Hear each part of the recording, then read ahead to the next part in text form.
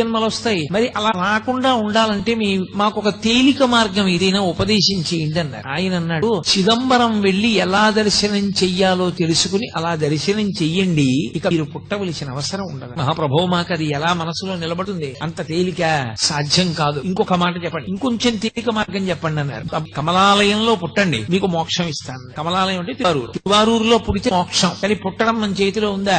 ఎక్కడ పుడతాను, ఏ కాలంలో పుడతాను ఎవరికి తెలుసు? కాబట్టి పుట్టడం నా చేతిలో ఎక్కడుంది పరమేశ్వర?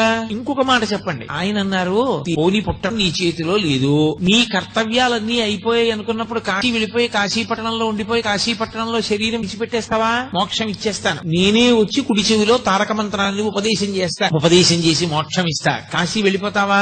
అయ్యా, కాశీ వెళ్ళిపోవడం అంటే అంత తేలిక? పిల్లల్ని వదిలేసి మనవల్ని వదిలేసి, పైగా నేను వెడదామనుకునే లోపల శరీరం వదిలిపెడితే ఎలా సాధ్యం అవుతుంది? అందుకని కుదరదు. ఇంకొక మాట ఏమైనా చెప్పండి.